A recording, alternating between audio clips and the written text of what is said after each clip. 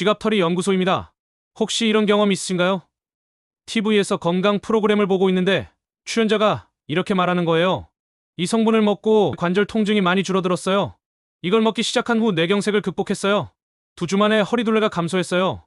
그래서 이거 나한테도 필요할 것 같은데 하면서 채널을 돌렸더니 때마침 홈쇼핑에서 비슷한 성분의 제품을 판매하고 있더라고요. 그래서 이거 우연의 일치인가 하면서 관심을 갖게 된 경험 혹시 있으신가요? 만약 그렇다면 오늘 이 내용을 끝까지 들어보세요. 여러분이 경험한 건 단순한 우연이 아닐 수도 있거든요. 방송통신위원회 공식 발표에 따르면 이른바 연계편성이라고 불리는 현상이 2018년 연간 114건에서 2024년 2000건 이상으로 크게 증가했습니다. 오늘 이 내용을 끝까지 들으시면 여러분은 더 현명한 소비 판단을 하실 수 있을 거예요. 그럼 이 현상을 직접 관찰해볼까요? 제가 일주일 동안 매일 오전 10시부터 오후 2시까지 주요 방송사의 건강 프로그램과 홈쇼핑 채널을 함께 모니터링해봤습니다. 어떤 날에는 이런 상황이 있었어요. 한 방송에서 콜라겐에 대한 내용이 나왔습니다. 콜라겐은 우리 피부 구조에 중요한 성분입니다. 나이가 들면서 콜라겐 생성이 줄어들기 때문에 관심을 갖는 분들이 많죠. 같은 시간대에 홈쇼핑 채널에서는 이런 내용이 나왔어요. 프리미엄 콜라겐 제품을 특가로 만나보실 수 있습니다. 다른 날에는 유산균 관련 프로그램이 방송됐는데요.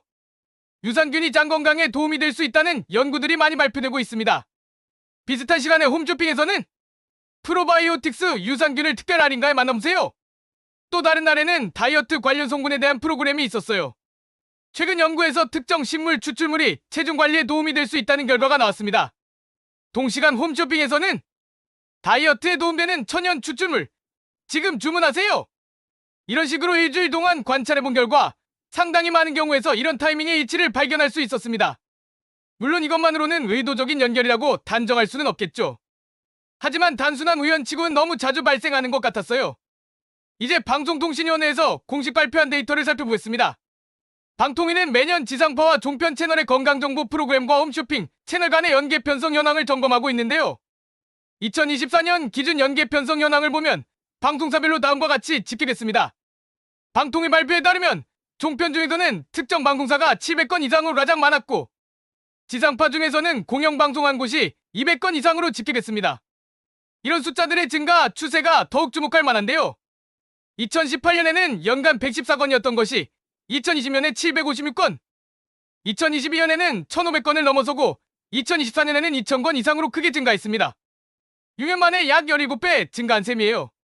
그럼 어떤 제품들이 주로 이런 방식으로 소개되는지도 살펴볼까요? 방통위 자료에 따르면 가장 많이 연계 편성된 제품은 단백질 관련 제품으로 163건, 그 다음이 유산균 148건, 콜라겐 70건, 오메가3 55건, 시서스 47건 순이었습니다. 이런 제품들의 공통점은 모두 건강기능식품이라는 점이에요.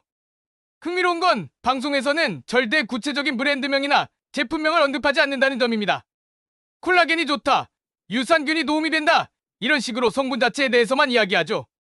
그러면 시청자들은 자연스럽게 그럼 어떤 제품을 사야 하지? 하는 생각을 하게 되고 채널을 돌리다가 관련 제품을 발견하게 되는 거예요. 이런 현상이 어떻게 일어나는지 업계에서 일했던 분의 증언을 들어보겠습니다. 안전을 위해 익명으로 진행했고 음성도 변조했습니다.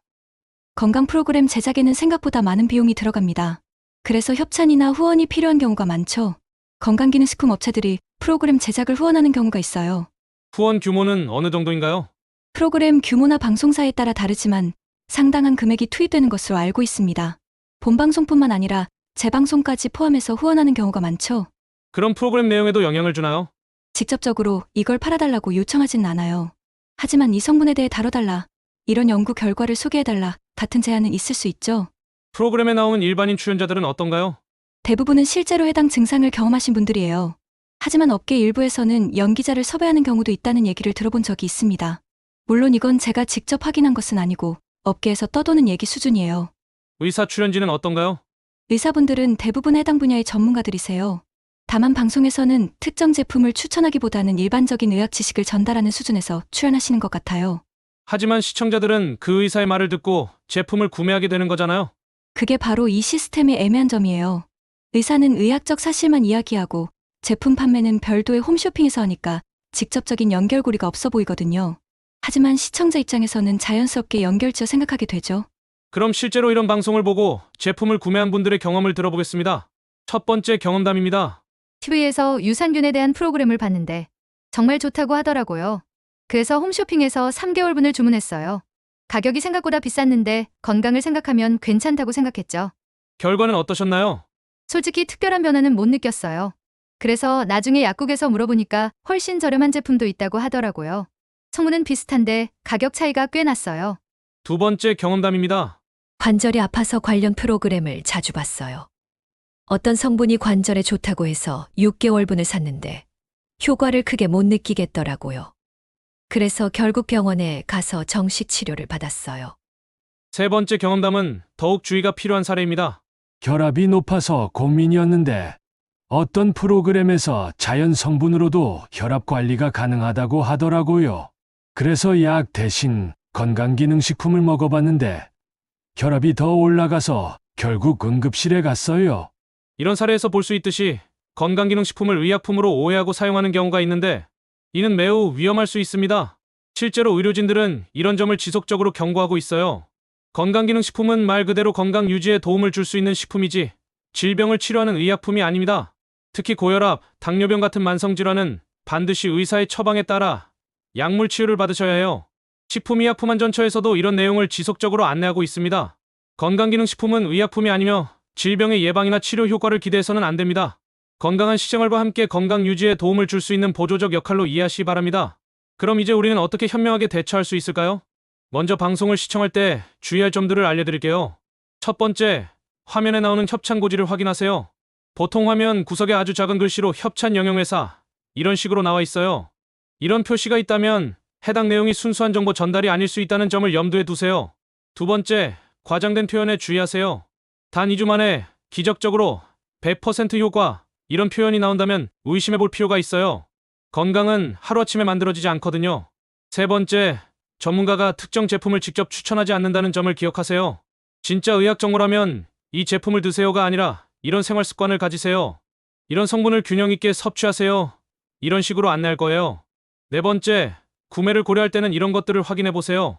식품의약품안전처 건강기능식품 인증 마크가 있는지, 다른 제품들과 가격을 비교해 봤는지, 성분표와 주의사항을 꼼꼼히 읽어봤는지, 환불이나 교환 정책은 어떻게 되는지 확인해 보세요. 다섯 번째, 의료진과 상담하세요. 특히 현재 복용 중인 약이 있거나 만성질환이 있으신 분들은 반드시 담당 의사와 상담 후에 결정하세요.